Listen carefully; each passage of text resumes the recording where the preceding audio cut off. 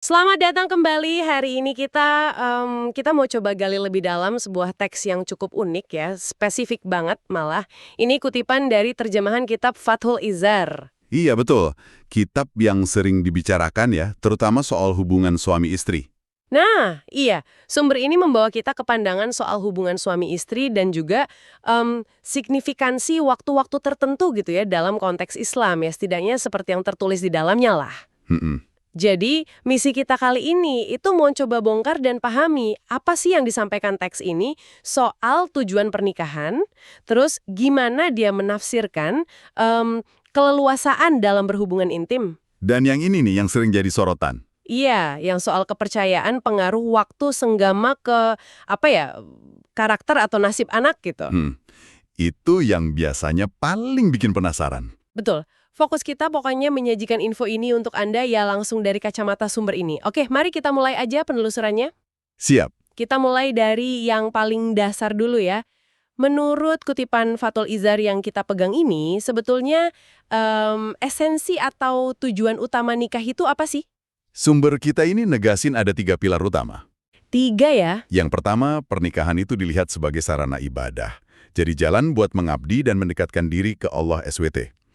Ini menempatkan pernikahan di level spiritual yang tinggi. Ya. Betul. Dan yang kedua, disebut juga kalau menikah itu bagian dari ngikutin sunnah. Ya, teladan dan ajaran Rasulullah SAW lah. Jadi ada dimensi meneladani Nabi gitu di dalamnya. Oke, ibadah, sunnah. Terus yang ketiga? Nah, yang ketiga, ini yang sering jadi fokus praktisnya ya, yaitu tujuan buat melahirkan keturunan. Teks ini menekankan banget peran nikah dalam menjaga kelangsungan hidup manusia dan keteraturan alam. Oh, sampai ke keteraturan alam ya? Ya, bahkan ada penegasan yang lumayan kuat gitu. Kalau meninggalkan pernikahan, itu bisa dianggap langkah menuju, ya, kehancuran atau kepunahan. Ini nunjukin betapa vitalnya peran regenerasi menurut teks ini. Jadi ini bukan sekedar urusan personal antara suami istri aja ya, tapi ada dimensi ibadah, teladan, bahkan kontribusi buat alam semesta gitu ya kalau kata teks ini. Wah, luas juga ya cakupannya. Memang, dan buat ngambarin prosesnya ini, apalagi yang soal menghasilkan keturunan, teks Fathul Izar ini pakai analogi yang menurut saya menarik banget dan kaya makna, yaitu bercocok tanam. Bercocok tanam. Maksudnya gimana tuh? Dikatakan gini, hubungan suami istri itu kayak petani sama ladangnya. Nggak bakal ada panen, ya anak maksudnya, kalau nggak ada benih, sperma suami, yang ditanam di ladang yang subur, yaitu rahim istri. Tapi nggak cuma itu. Oh, ada lanjutannya. Ada. Teks ini nekenin kalau habis nanam, perlu proses ngolah ladangnya, ngerawatnya, bahkan disebut perlu pakai teori dan teknik pertanian. Dan yang penting juga, harus sabar nunggu waktu panen. Jadi nggak cuma soal hubungan fisiknya aja ya? Betul. Analogi ini tuh nyiratin adanya proses yang lanjut terus. Butuh usaha, pengetahuan, perawatan, ya kesabaran juga dari dua-duanya buat dapat hasil yang diharapkan, yaitu keturunan yang baik. Ini lebih dari sekedar tindakan biologis sesaat gitu. Wah, analogi yang visual banget ya, dan dalam. Ini jadi ngingetin saya ke kutipan ayat Al-Quran yang juga ada di teks ini, Surat Al-Baqarah ayat 223. Ayat yang populer itu. Terjemahannya kan kurang lebih, istri-istrimu adalah seperti tanah tempat kamu bercocok tanam, maka datangilah tanah tempat bercocok tanammu itu bagaimana saja kamu kehendaki. Dan kerjakanlah amal yang baik untuk dirimu. Nah, teks Fathul Izar ini secara jelas banget ngehubungin ayat ini sama analogi ladang tadi. Kayak nguatin gagasan kalau istri itu ladang tempat suami nanam buat generasi mendatang. Tepat sekali. Dan pemahaman ayat ini jadi makin kaya kalau kita lihat konteks turunnya atau sababun nuzul, kayak yang dijelasin di sumber kita ini. Oh, ada sababun nuzulnya juga dijelasin. Ada. Menurut Fathul Izar, ayat ini turun pas ada perdebatan menarik gitu di masa awal Islam di Madinah. Disebutin kalau kaum muslimin waktu itu terbiasa berhubungan intim sama istri mereka pakai berbagai cara. Ada yang sambil lutut, berdiri, istrinya terlentang, dari depan, dari belakang, macam-macam lah. Terus? Kenapa jadi perdebatan? Nah, fleksibilitas ini, menurut catatan di teks ya, terus dikritik sama sebagian kaum Yahudi di Madinah waktu itu. Dikritik kenapa? Ya, menurut Fathul Izar ini, kaum Yahudi itu nganggap praktek kaum muslimin ini mirip tindakan binatang. Gitu. Mereka bilang, berdasarkan pemahaman mereka dari Taurat, satu-satunya posisi yang bersih dan pas itu cuma kalau istri terlentang. Posisi lain dianggap kotor atau nggak pantas. Oh, gitu. Nah, ayat Al-Baqarah 223 ini, menurut tafsiran yang disajikan di Fathul Izar ya, turun sebagai jawaban atau klarifikasilah atas perdebatan ini. Tujuannya buat ngebantah pandangan yang ngebatasin itu dan ngasih panduan yang lebih fleksibel buat umat Islam. Nah, ini nih bagian yang menarik. Jadi, berdasarkan sababun nuzul ini, sama bunyi ayatnya, yaitu datangilah bagaimana saja kamu kehendaki, Fathul Izar ini nafsirnya gimana, implikasinya apa buat praktik hubungan suami istri? Implikasinya kalau menurut tafsiran di teks ini ya, itu adalah keleluasaan yang signifikan banget. Fathul Izar nyimpulin kalau ayat itu ngasih lampu hijau buat suami buat berhubungan intim sama istrinya, pakai cara apapun dan posisi bagaimanapun yang dia suka. Ya tentu disepakati istri juga ya, walau fokus teks ini emang lebih ke sudut pandang suami. Jadi bebas banget ya? Iya, mau sambil berdiri, duduk, istrinya miring, telungkup, terlentang, semua dianggap boleh. Sama juga soal arah pendekatannya. Dari atas, bawah, belakang, depan. Kebebasan variasi ini benar-benar ditekankan di sini. Jadi penekanannya lebih ke tujuan ya, mendatangi ladang, bukan cara spesifiknya. Betul, fokusnya di tempat bercocok tanamnya itu. Dan kebolehan ini, kata teksnya, nggak cuma soal posisi dan arah, tapi juga soal waktu. Suami boleh berhubungan sama istrinya kapan aja dia mau siang atau malam. Nggak ada larangan waktu secara umum yang disebutin di konteks ayat ini, menurut Fathul Izar. Tapi, ada satu batasan penting yang digarisbawahi jelas banget. Oh ya, apa tuh batasannya? Batasannya itu di lubang atau saluran tempat hubungan itu dilakuin. Semua keleluasaan posisi, arah, waktu, ini berlaku hanya kalau hubungan dilakuin lewat vagina. Yang tadi dianalogikan ladang atau tempat nanam benih itu. Teks ini secara eksplisit nyebut satu lubang saluran sebagai syarat mutlaknya. Oke. Jadi fleksibel caranya, tapi tempatnya ya harus itu. Nggak boleh yang lain. Tepat. Fleksibel cara mendekati ladang, tapi nggak pada ladangnya itu sendiri. Oke, jadi kita udah lihat gambaran besarnya nih dari Fathul Izar. Nikah itu ibadah, sarana regenerasi, terus ada tafsiran yang ngasih keleluasaan luas soal cara hubungan intim asal pada tempatnya. Ini kan kesannya bebas banget ya, nggak kaku. Tapi, nah sekarang kita masuk ke bagian yang mungkin rasanya agak kontras nih, atau setidaknya spesifik banget dari sumber kita. Teks yang sama ini ternyata juga nyatet serangkaian pandangan dari kelompok yang disebut ahli ilmu. Siapa ahli ilmu ini nggak detail sih, tapi mungkin ya para ulama atau cendekiawan zaman itulah. Pandangan mereka ini kaitannya sama konsekuensi atau hasil tertentu yang dikaitin sama waktu atau kondisi spesifik pas senggama. Betul. Dan ini penting banget ya, buat kita garis bawahi lagi, buat Anda semua, apa yang bakal kita sampaikan berikut ini, tuh paparan soal pandangan-pandangan yang dikutip dan dicatat di dalam terjemahan Fathul Izar ini. Iya, ini penting nih. Kami nyajiinnya sebagai informasi yang ada di sumber itu, nggak bermaksud buat ngevalidasi, nyanggah, atau ngasih penilaian ke kepercayaan ini. Fokus kita murni memahami apa yang tertulis di teks itu aja. Ya, ini disclaimer penting ya. Nah, daripada kita bacain satu-satu nih ke 14 poin yang ada di teks, yang mungkin bakal jadi kayak daftar panjang aja, gimana kalau kita coba kelompokin berdasarkan jenis hasil atau konsekuensi yang dipercayai sama para ahli ilmu ini? Kira-kira bisa dikelompokin gimana ya? Bisa. Kalau kita perhatiin, kepercayaan-kepercayaan yang dikutip ini tuh bisa dibagi jadi beberapa kategori lah. Ada yang kaitannya sama karakter atau kemampuan intelektual dan spiritual si anak. Oke, karakter intelektual spiritual. Terus ada juga yang kaitannya sama nasib atau kondisi sosial ekonomi anak. Sosial ekonomi ya? Ada lagi yang terkait kondisi fisik anak. Dan terakhir, ada juga yang kaitannya sama takdir buruk atau bahaya. Wah, lengkap juga ya kategorinya. Coba kita lihat contoh dari kelompok pertama. Karakter intelektual dan spiritual. Apa aja tuh yang disebut di teks? Nah, buat kategori ini, Fathul Izar ngutip pandangan kalau senggama pas malam Jumat itu dipercaya bakal ngasilin anak yang nanti jadi penghafal Al-Quran. Ini kan jelas ya konotasinya positif banget secara spiritual. Iya, bagus banget itu. Terus, hubungan pas malam Selasa diyakini ngasilin anak yang berbakti sama orang tua. Ini soal karakter moral. Sementara itu, malam Rabu dianggap waktu bagus buat ngasilin anak yang cerdas, luas pengetahuannya, dan banyak bersyukur. Ini nyangkut intelektual sama sikap hati. Dan malam Kamis, dipercaya ngasilin anak yang hatinya ikhlas. Jadi fokusnya ke kesolehan, kecerdasan, akhlak mulia gitu. Oke, itu yang bagus-bagusnya ya. Terus kelompok kedua tadi soal nasib atau kondisi sosial ekonomi. Gimana contohnya? Nah, di sini ada variasinya.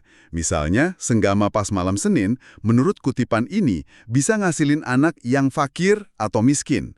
Tapi ada alternatif lain disebut buat malam Senin. Anaknya bakal jadi orang yang ngerido atau nerima ketetapan Allah. Ini menarik sih, ada dua kemungkinan yang beda banget. Iya juga ya. Ada lagi? Ada lagi, ini terkait kondisi pas hubungan. Kalau dilakuin sambil suami minta bekal uang buat perjalanan, anak yang lahir dipercaya bakal jadi pembohong. Ini lebih ke sifat buruk ya, yang mungkin ngaruh ke interaksi sosialnya. Agak unik ya yang soal minta bekal itu.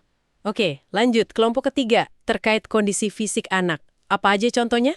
Yang paling jelas itu, kepercayaan soal senggama pas malam hari raya. Idul Fitri atau Adha. Teks ini nyatet pandangan kalau anak yang lahir dari hubungan malam itu bakal punya kelainan fisik, jarinya 6. Wah, spesifik banget. Terus ada lagi yang terkait kondisi pas hubungan. Kalau dilakuin sambil ngobrol, anaknya dipercaya lahir bisu. Sebaliknya, kalau dilakuin pakai cahaya lampu terang, anaknya dipercaya lahir tampan atau cantik.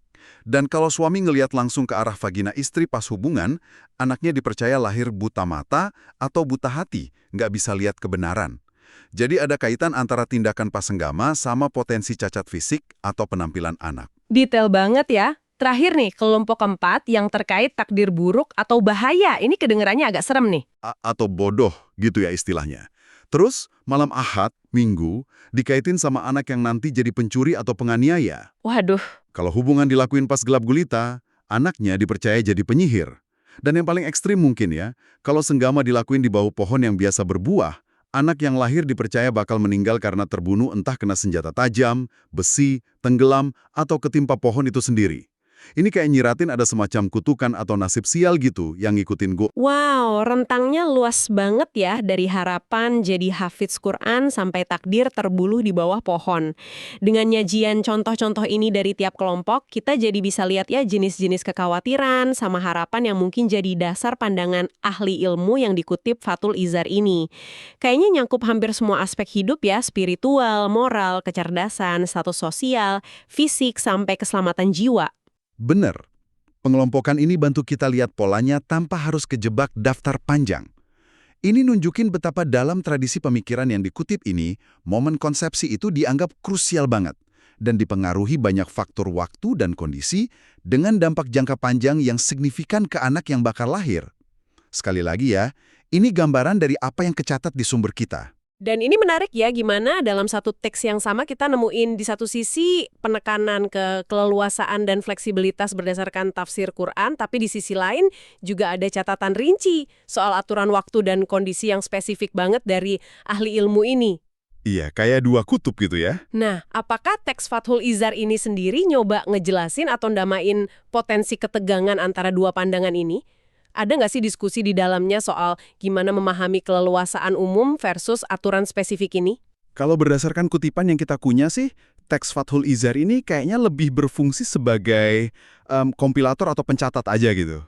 Dia nyajiin tafsir ayat Al-Baqarah 223 yang ngasih keleluasaan, terus dia nyajiin juga pandangan dari ahli ilmu ini sebagai bagian dari khazanah pengetahuan zaman itu. Jadi nggak ada usaha rekonsiliasi gitu ya? Sumber kita nggak secara eksplisit nunjukin adanya upaya itu, atau penjelasan mendalam soal gimana dua set pandangan ini, yang satu ngasih bebas, yang satu ngasih batasan, konsekuensi spesifik, berinteraksi atau mana yang lebih utama.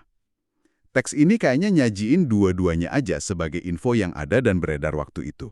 Jadi dia ngerekam adanya keragaman pandangan atau lapisan pemahaman yang beda dalam tradisi itu tanpa harus nyelesainnya secara definitif di teks itu sendiri ya.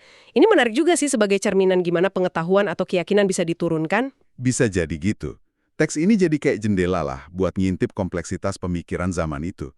Di mana tafsir teks suci bisa jalan bareng sama kepercayaan-kepercayaan yang lebih praktis atau bahkan mistis yang dihubungin ke para ahli ilmu.